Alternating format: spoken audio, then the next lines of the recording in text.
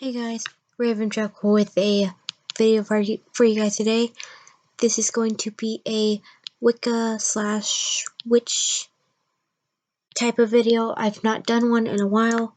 This is going to be pretty much how I found Wicca and then how it turned into me doing like the whole witchcraft. Oh, my hands are kind of bluish black because I was washing out the rest of the dye. So my hair's still kind of wet, but I did blow dry it too, so it's dry mostly. Wet over here a bit. So I did write part of it, so I'll try to remember everything step by step. Okay, so I'll read out what I wrote so far and then go from there, because it just like popped in my head, and I've actually wanted to cover a video like this regarding my Wicca. So my religion has nothing to do with goth, but it is part of who I am as well. So since my late teens, I started to feel connected to Wicca. Late teens. Although I grew up and was raised Christian, from Baptist to Methodist to Pentecostal to non-denominational, and felt like I had to be that, but I never felt like I belonged to any church, no matter how many times I convinced myself that I liked that church or that I have to be Christian because that's the right thing to do. That's kind of how I felt at the time. And then I have a lot of family on my dad's side, especially my dad, who's Catholic, raised Catholic, and some people on my mom's side. But I'm not neither of those. Although I do like the Catholic, like the old Catholic churches, because it has like that Gothic architecture. I do like that. I've actually been in a couple of Catholic churches that look really nice on the inside. That I did not include in my notes, so I'm gonna go back. Okay.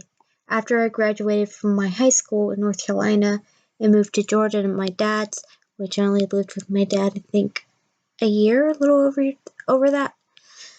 But anyway, somewhere between living with my dad, he introduced me to this shop that he found because I had a gargoyle outside the shop. And he ended up taking me there because, of course, that piqued my interest because me being goth, I love gargoyles especially. And bats and skulls, even though I think skulls now are kind of overdone. It's just I see like a lot of skull stuff, even though I love skulls as much as I do. So yeah, he took me to this shop, which I call a spiritual store or metaphysical, if you will. Basically has like tarot cards, you can have Ouija boards, and maybe crystals and stuff like that. I don't remember too much about the store, except I know it was like one of those types of stores. All I remember is going over to the tarot cards, because there's this deck that I liked. It's a Asian or Oriental deck, and that was my first ever deck. I don't think I hardly ever used it though, because I didn't know how to really do tarot at the time. But yeah, he bought me my first deck, which he did not mind doing. Yeah. Now I actually stayed interested through tarot in high school. There was this lady or girl. I think she was like 5 or 6 years older than me or something at the time.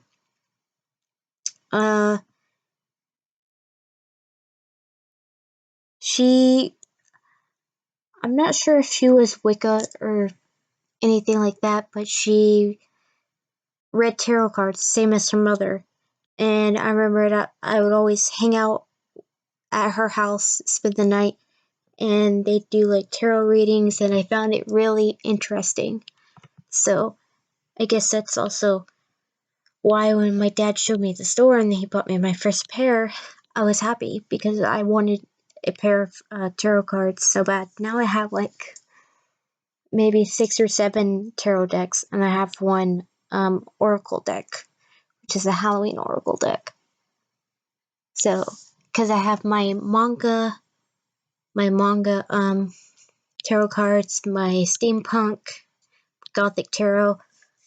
I have a fairy one, a Celtic one. I can't remember what the other one is. But yeah, before I get off track. So yeah, basically, that was one of the things, and actually, go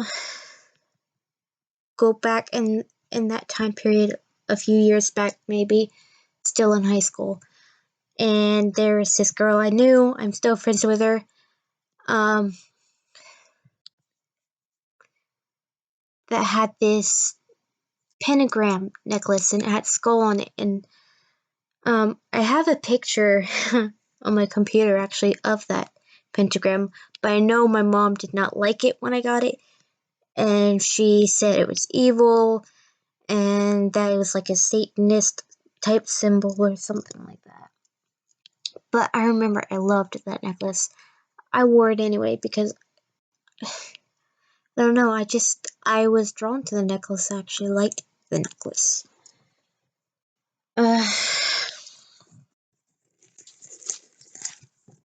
But yeah, living at my dad's, got my first tarot deck.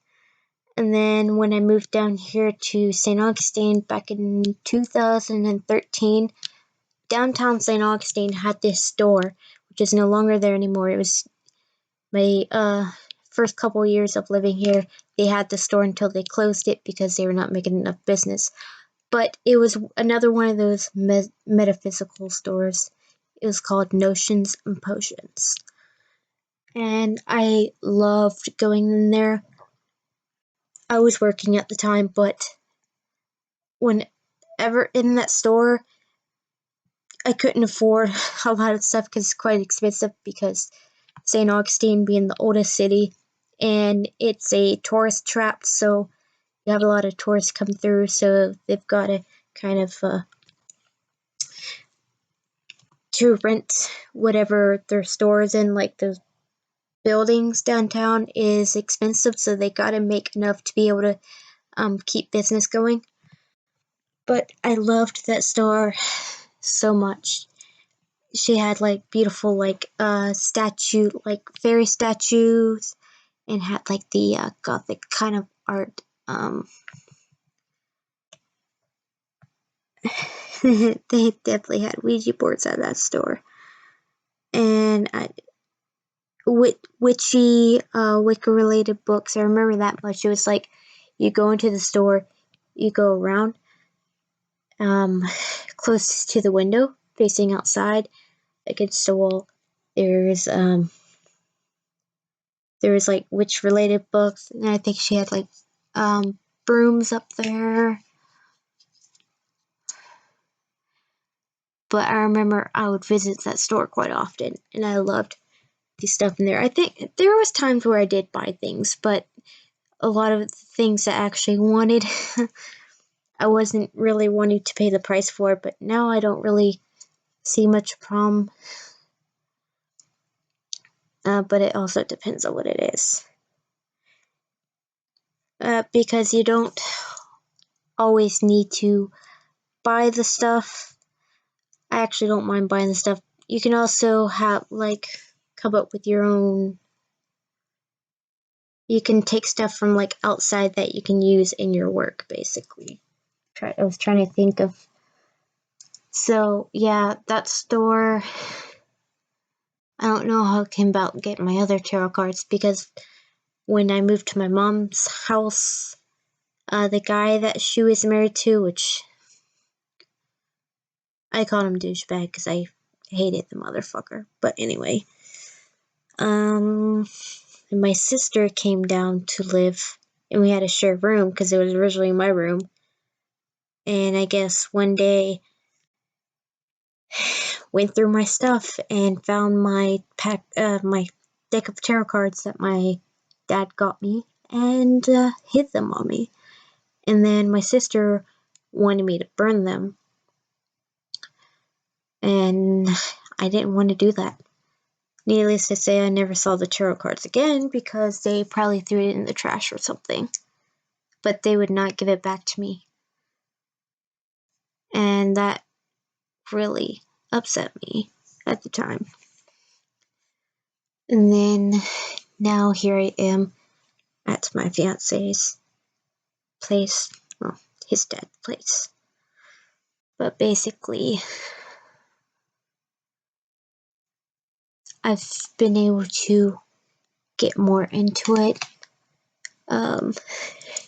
Doing tarot readings, and in the past couple of recent years, I've actually been getting into the witchcraft side of Wicca, because Wicca is different. There's people who are into Wicca, and then like just Wicca, not the witchcraft, and then there's the ones that are into both. So I'm basically within that category. But yeah, I've been doing witchcraft. I have quite a bit of oils for like different things, and my fluorite Empaths necklace, which is actually working, so I'm happy. Because I've been an empath for so long. And if you don't know what an empath is, basically you are channeling, like you can feel other people's emotions, and sometimes you take that as yours. That's like how it is for me, at least. And it can be stressful at times because you're taking in other people's emotions versus yours, and it has its ups and its downs, basically. But I know I used to think, because of my empathic abilities, that I had a special ability, because not everybody can feel that. Like, not just feeling the emotions, but I definitely have my guard up, especially when it comes to if I feel like I'm in a dangerous situation. I can feel that I need to get out of it. Or if there's somebody, like if there's a bad person and I can feel that they're not a good person, like I should not be around them. Basically, those kinds of things.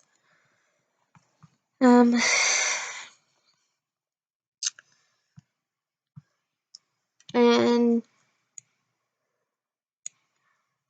I'm able to especially be able to tell if, a lot of times I can tell if people are actually lying to me.